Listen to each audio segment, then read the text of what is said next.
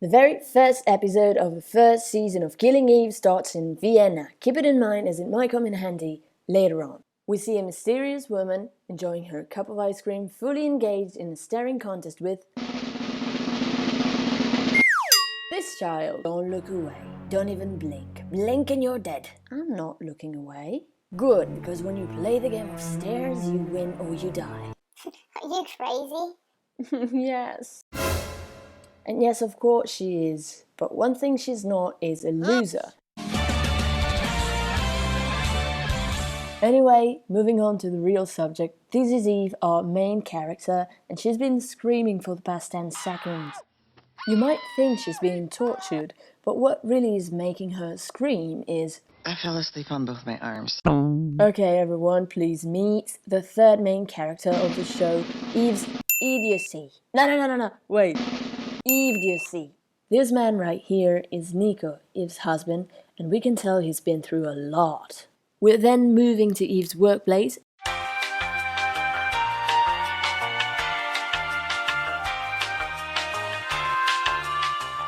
We're here on a Saturday morning because Eve works for MI5, which is again UK security service, and she's been called in because of a freshly baked case. Apparently, a Russian politician has been murdered in Vienna. I don't know if it sounds familiar, if it rings a bell or anything. So an emergency meeting has been called.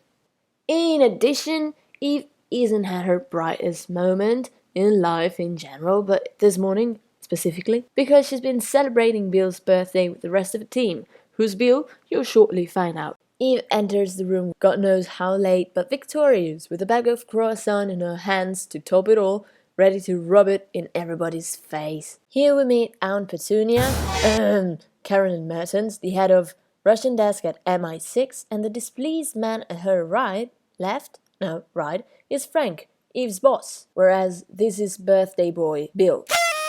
A pretty bothered, pretty shocked Carolyn then throws herself in a very detailed description of the crime scene. Mr. Politician was visiting Vienna last week with his girlfriend, and as he walked out of a superb sushi restaurant, the assassin sliced Mr. Politician's femoral artery, and nobody noticed. And the first thought Eve offers to the team while chewing her croissant is, Cool. oh my god, but I mean, okay, give the woman a break, it's a Saturday morning, she's hungover, alright, but then Eve the CTM takes the lead and places a bet for Eve. I bet $20 the killer was a woman. What? Whoa, no, I said nothing. Meh. But on a second thought, you know, the killer was a woman. Y'all look at me like I'm crazy, but yo, it's 2019, 18, we're fighting for gender equality, so why can't the killer be a woman? I mean, Mr. Politician was a misogynist anyway, and she's probably a feminist, and he had it coming. Alright, Eve. And just look at Bill's face, he's had enough with her. No, but look at him, because you won't see him for long. Anyway, Eve DC goes on, she's like, I want to meet this witness. Bill's like, no, that's illegal, you cannot. Yeah, but if I'm right, you know, $20. We're then in Paris, the city of love and kindness. Tu vas y arriver. Our mysterious woman somehow manages to find the only radio station with classic music, and she rightfully moves on to complimenting herself in the mirror. Beautiful. Now, ladies and gentlemen, fasten your seatbelts because you're about to witness a once-in-a-lifetime performance. The live-action Netflix adaptation of Jacques-Louis David's Death of Marat. A mysterious bearded man that looks vaguely like Santa Claus steps in, and we learn the girl's name is actually VILLANèLL. Ah, wake up, VILLANèLL. No? Okay, you might think this little act won't fool him, as he even points out, I can see you breathing. Hey, what the hell, yo, this is no way to treat an old man. Yes, but did I scare you? No, I wasn't scared at all, maybe a little bit, I shitted myself, but no. Apart from mistreating children and faking her own death, VILLANèLL seems pretty fond of movies and giving impressions and mistreating Santa Claus, who accepts it all because he is a gold-hearted man. She happens to be a sucker for Disney movies, they don't tell you that in the series, but I'm telling you that because I know, alright? And she's always asking everyone, will you watch a movie with me, please? And he's like, no, I'm giving you money for the ticket for the cinema, but leave me alone, alright? Okay. Oh, anyway, I've also paid for your trip to Italy. Trip to Italy? You know, so you can relax a little, eat some pizza, kill some people. When do I leave? Now. Okay. Back in London, Eve has sadly lost her bet, since Frank somehow immediately proved that the killer, the untrackable killer, is in fact a man. But she's not willing to give up all her savings like that with no proof whatsoever, and she's pretty determined to go and question Mr. Politician's girlfriend. Where are you going? To the toilet? With a jacket on? But instead of going to the toilet, of course, Eve goes and questions this high woman who happens to be Mr. Politician's widow or ex-girlfriend, whatever. She isn't really getting out much from this woman because she isn't speaking English and she's rather high. But Eve doesn't care, alright, she has one question that she needs to ask and she goes like, please translate, was the killer a woman? And I mean, out of all the questions, come on Eve, but alright, you know what, 20 bucks, I understand. She gives them an answer, it sounds a lot like Balarno Gulis, and we don't get an answer for that because we don't speak fluent heroin Polish, but guess who does? Nico, of course. Now, I don't remember if in Syria they go through this or not, but according to the book, Eve and Nico met through this bridge club because Nico is A, a math teacher, and B, a bridge teacher. Eve, Queen of Crimes, has secretly recorded the whole illegal interview and she's now dragging down both her husband and an innocent guy who's a student at Nico's school in order to translate the magic words Polish witness said. Oh, that's a strong word, eh? Yeah, what does it mean? It means all men must die. No, I'm kidding, that's just High Valerian. In Polish it means she was flat. Flat-chested like Eve, excuse you. Flat like a plank, like a ray, like the earth. No, wait a second, did you say she? Oh, I knew it, 20 bucks. Psyched, Eve DC then goes monkey on Helena. Yo, you at work? I need you to look up for all the female criminals still active that we have on registry. Gotcha, what do you want? How big are their tits? Are you getting off on criminal tits again, Eve? No, it's work related. Sure. Anyway, the first one has huge tits. Oh, but no, next one. Next one is dead. Are you into corpses as well?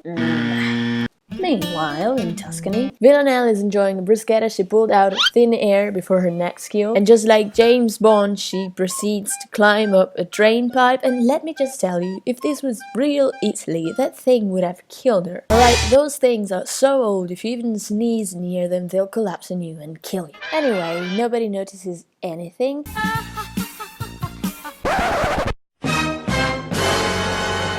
A dress of change, a change of dress later. We're just one tarantella dance away from murder, but you don't know whether to be afraid for the old man or for the child, as our favorite Russian children-eating communist is now chasing down this little brat. Hey little boy, I saw the way your nonna played you. Want a vendetta? Want to get him back? Yeah! I call him up, say you have a gift. Okay. No, I bought you an escort. To me, oh my sweet child, what a blessing. Okay, quick. Hide in here. Okay, but will you eat me after? No, I've already had lunch. She doesn't have to wait long before her victim appears, and she goes on with her plan. Ooh, what a nice blanket you've got, sir. Oh, why, thank you. I'm sure it looks even better with you on top of it. Let me do your hair.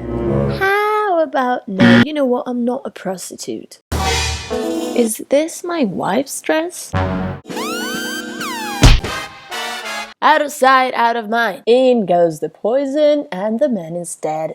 But moving on, Eve's clearly obsessed with female killers and her sociopathy is showing.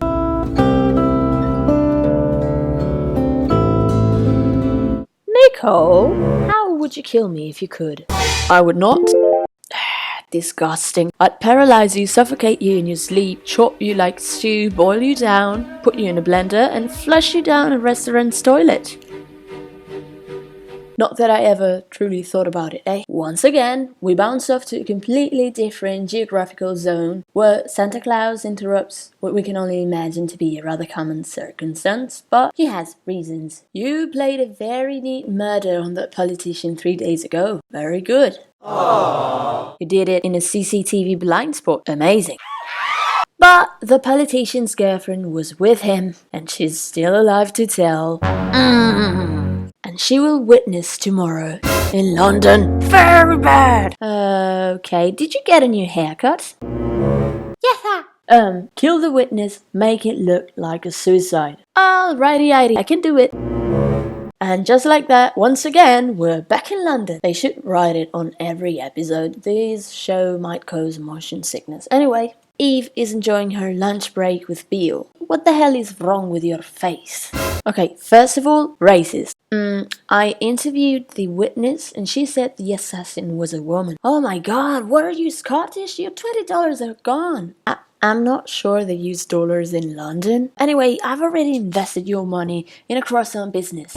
Oh, hold on a sec. Did you just say you interviewed the witness? Look, I got no time to discuss. I've done my research and the assassin is involved in this case as well. That's what I'm telling you. She's a goddamn woman because she used a sudden hairpin. Alright, Governor, listen up. I know your husband is not satisfying you enough, but you cannot go rogue on work. Find yourself another hobby that doesn't involve criminals and criminal tits. Okay, I will quit. But she doesn't really mean it.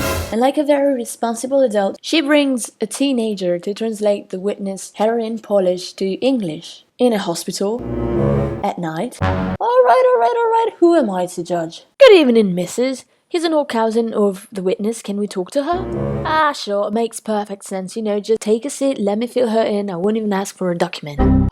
Right. Dominic, you stay here. I'm going to the loo. Why the loo? Because I'm risking my job, and forgive me if I'm a little nervous, but are you sure what we're doing is legal? Positive. The toilet, yeah, and luckily the only functioning toilet is actually occupied, so Eve has to buy some time by trying possible hairstyles in front of the mirror when, oh god, this is the best part, our killer steps out of the toilet, and here I feared for Eve's life. Because of this murderous glares, I thought, you know, she wants to skin her alive. God, I was so wrong, because what's going on inside her head is actually gay panic. She storms out of the room, but before she fully walks out, she gives her one last advice. I'd love to see you in a gown. Pardon me? I said wear it down. The hair, you know. Eve receives a call from Bill, who shortly says, keep the witness safe. No biggie, because it's a place full of guards. It's not possible that the killer comes in here, kills everybody, and we don't notice, okay? We'd have to be fucking clowns.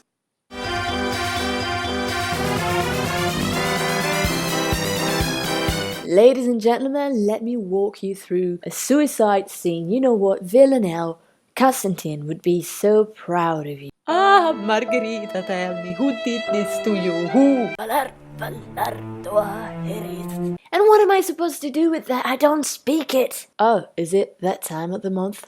You have conducted an illegal private investigation, manipulated a witness, you put a minor in danger. Oh, stop it, now you're flattering me? Yeah, well, that's not a compliment, you're fired. How could this happen to me? Okay, you know what, let's get out of here. Eve goes home, gets drunk, gets depressed, when out of the sudden, like suddenly, out of the sudden doesn't mean anything. The doorbell rings. Have you got a minute to talk about Christ? Or am I hallucinating? Walk with me, child. I'll guide you to the city of light. Fuck no, that gave me nightmares. Anyway, just come with me. You don't have a choice. Tell me, child, do you pray? Do you fast? Do you do those churchy things people do when they believe? God, I'm a terrible Christian. Most importantly, do you need milk?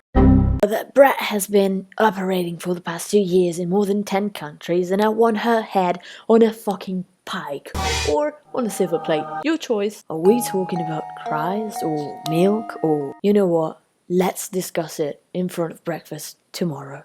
Okay, I'll see you there. I'll let you know where. What am I supposed to do with milk? Drink it. What else are you supposed to do with milk? Bathe in it? I mean, who are you, Cleopatra? That's it, folks. See you next time in Bulgaria.